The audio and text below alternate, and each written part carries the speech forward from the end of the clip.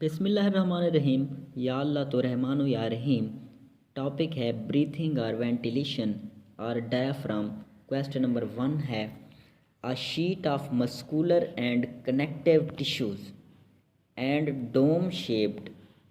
एक muscular and connective tissues की बनी हुई शीट जिसकी स्ट्रक्चर या जिसकी साख्त एक प्याला नुमा है, दैट सेपरेट्स जो कि जुदा करती है thoracic and abdominal cavities is known as, जो कि थोरेसिक और एब्डोमिनल केविटी को एक दूसरे से अलहदा कर देती है। उस स्ट्रक्चर का क्या नाम है?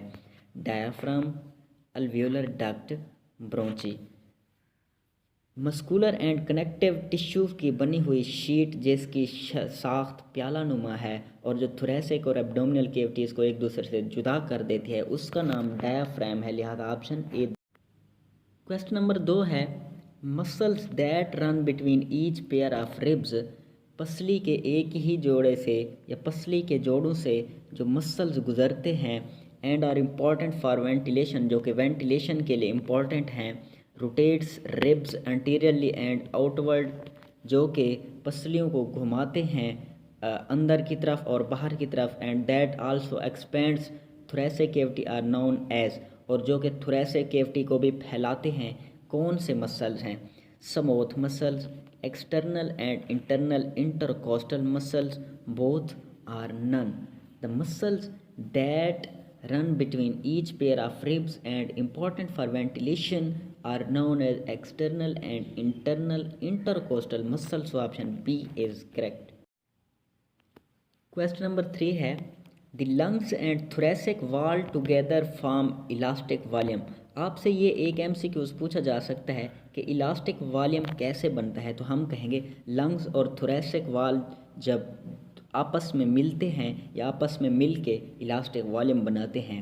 अच्छा, नेक्स्ट स्टेटमेंट है they also assume an equilibrium volume, this volume is called, कि जो लंग्स और थोरेसिक वाल हैं अगर ये मिल के एक इक्विलिब्रियम वॉल्यूम अज्यूम करें या ज़ाहिर करें या बनाएं, तो इस वॉल्यूम को क्या कहेंगे? Tidal volume, relaxation volume, residential volume, none. इसको हम रिलैक्सेशन वॉल्यूम कहेंगे, तो लिहाजा ऑप्शन बी दुरुस्त है। क्वेश्चन नंबर 4 है in adult human mails relaxation volume in lungs is 2000 ml, 2300 ml, 2800 ml, 24 ml. In adult human males, relaxation volume in the lung is 2400 ml. So option D is correct. Question number 5. Topic है surfactant.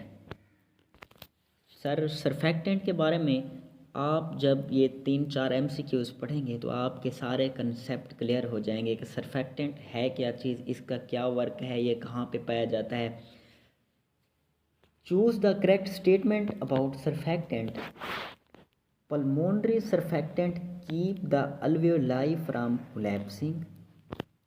Complex mixture of metabolically lipids and proteins, 90% most lipids and mostly phospholipid।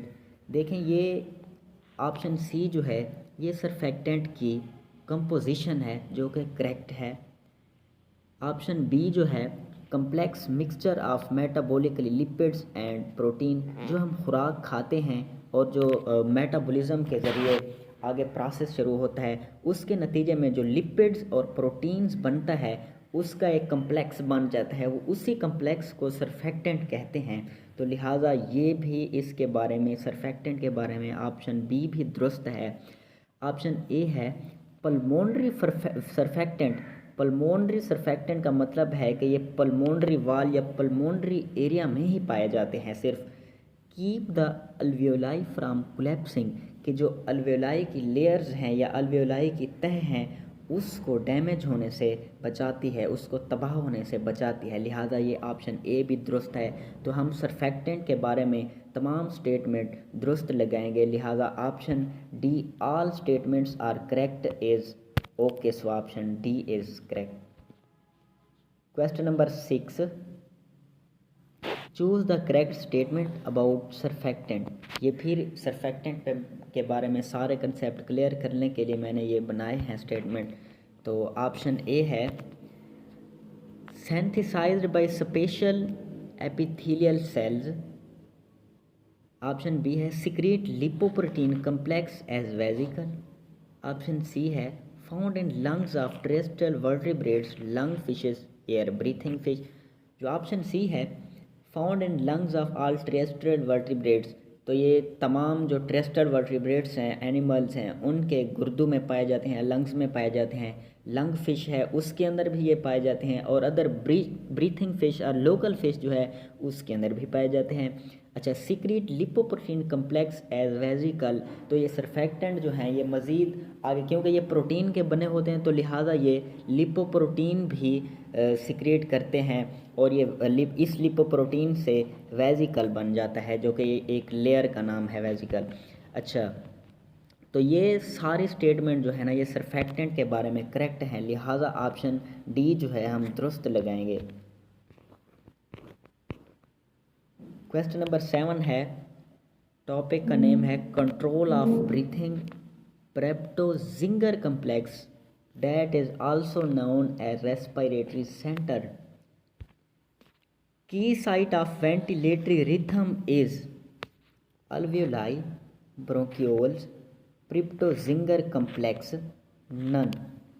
की site of ventilatory rhythm is, यानी कि जो ventilatory rhythm को initiate करती है या rhythm को शुरू करती है वो क्या है, वो प्रेप्टोजिंगर कम्प्लेक्स है। प्रेप्टोजिंगर कम्प्लेक्स जो है वो पेयर ऑफ न्यूरॉन्स है, लिहाजा ऑप्शन सी दुरुस्त है। आगे देखिए, मैंने ये ऑप्शन भी एमसीक्यूज भी बनाया हुआ है कि ये प्रेप्टोजिंगर के बारे में आपको सारा कंसेप्ट क्लियर हो जाए। PreBötzinger is a complex of pair of specific axon nerve fibre ganglia neuron. PreBötzinger is a complex of pair of specific neuron, so option D is correct. Question number 9 है, generation of breathing rhythm is called. तो ये भी जो है ना प्रेप्टोजिंगर के अंदर ही, प्रेप्टोजिंगर complex के अंदर ही एमसीक्यूज था। तो प्रेप्टोजिंगर का क्या काम है कि रिथम को इनिशिएट करना, तो लिहाजा अगर वो प्रेप्टोजिंगर रिथम को इनिशिएट करता है तो इस प्रोसेस को हम क्या कहेंगे, generation of breathing rhythm is called rhythmogenesis thermogenesis both. Thermogenesis जो है ये तो हीट को जनरेट करने का अमल है, तो generation of breathing rhythm is known as rhythmogenesis, so option A is correct.